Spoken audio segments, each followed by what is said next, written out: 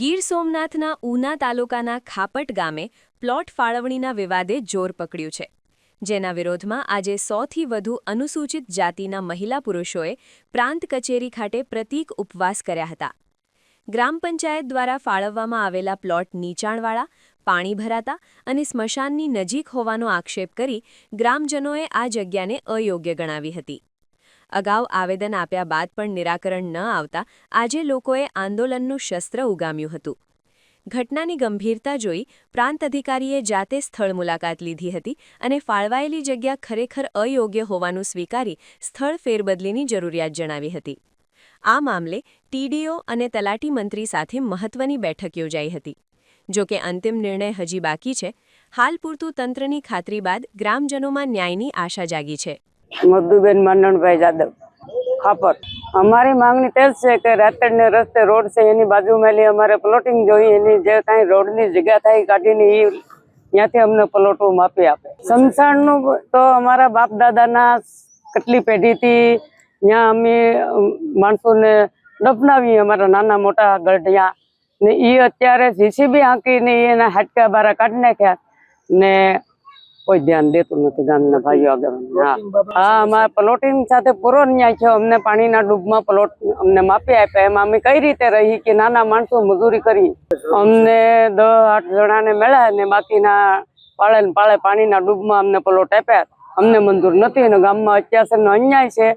એના આગળ પગલા લેવાના. જો અહીંથી કઈ ચોખવટ નહીં થાય તો અમે ગાંધીનગર જવાના. ભાનુબેન, ખાપટ. અમારી સાથે અમારા ગામના નાગરિકે બહુ જ અન્યાય કર્યો. પછી અમે એને નાગરિક મતદાન આપીને અમે એને સરપંચ બનાવ્યો. અત્યારે સરપંચને અમારી ઉપર એટલો દબાવ ડાલ્યો કે અમને પ્લોટ નથી આપતા. અમને એક ખટારો દીબડા ખાડામાં અમને પ્લોટ આપે. એ પણ સરકારમાંથી ફ્રી પ્લોટ મળ્યા ને એ પ્લોટ અમને એમાંથી આપે. એમાં અમે કઈ રીતે રહી શકીએ ને? ત્યાં ધોમ પાણી આવે કેટલું કે એક વાંસ ડૂબી જાય એટલું પાણી આવે. એવા પાણીની અંદર અમને પ્લોટિંગ માપી આપે એટલે એમાં અમે કઈ રીતે રહીએ? અમારા બાળકોને અમે કઈ રીતે રાખીએ એમાં? ને એના સમાજ લોકોને સારી જમીનમાં કે જિંદગીભર પાણી ન આવે એવા જમીનમાં એ લોકોને પ્લોટિંગ આપ્યા. તો અમે હું ગરીબ લોકો, ગરીબ છોટી જાતિના માણસો, અમે હું કઈ વધારાના છે? અમને કેમ ન્યાય નથી મળતો? અમને ન્યાય મળવો જોઈએ. ને અમારા ગઢેરા માયતર મરી ગયેલ, અમારા બાળ બસા એ બધાનું અમારે જે સમસાણ હતું એ બોડી ને સરપંચે કાઢીને નાખી દીધું. શું કારણે નાખી દીધું? તો અત્યારે અમારે કોઈ એવું ભવિષ્ય હોય તો અમે ત્યાં એને દફનાવવા જઈએ. અમારી માથે અત્યાચાર અમારા ગામનો સરપંચ કરે. શું કારણે અમારી માથે અત્યાચાર કરે? અમે છોટી જાતિના માણસો છે એટલે અમને દબાવ ડાલે. અમને આજે વરસ દિવસથી અમને ધરાઈને ધાન નથી અમારા ગામનો સરપંચ ખાવા દેતો. આજ તમારા મકાન ઉપાડવા, કાલ તમારા મકાન ઉપાડવા. અમારા સંડાસ બાથરૂમ પાડીને નાખી દીધા.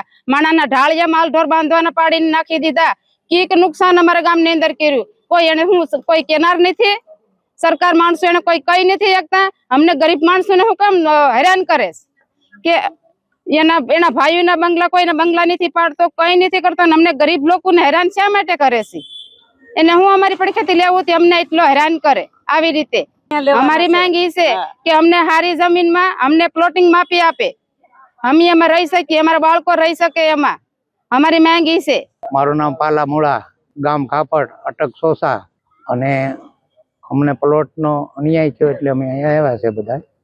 અને જે રાતડને રોડ ઉપરથી અમને પ્લોટની માંગણી છે એને 4 વીઘા જમીન સાર્વજનિક કાઢી નાખી અને અમને ત્યાંથી પ્લોટ આપતા નથી. અને પાણીનો નિકાસ છે એમાં પ્લોટ 7-8 આપ્યા. તો એમાં બાંધકામ કઈ રીતે કરી શકું? ને જે પ્લોટ છે એ કે ગૌશરણમાં છે તો એને નકશો લઈને આવવો જોઈએ ને કે ભાઈ આ ગૌશરણમાં છે, ગૌશરણમાં છે. પછી અમારા મહાણના આઈડીઆઈ પણ કાઢી નાખ્યા. 95 વર્ષ ત્યાં અમે અહીંયા રહો, 95 વર્ષ ત્યાં અહીંયા રહીએ. મને ખબર છે કે અમે અમારા બાળકો, અમારા વડવા બધાને દાટીએ છીએ અને અત્યારે આવો અત્યાચાર કરે તો એના માટે અમને કોઈ જવાબ મળતો નથી.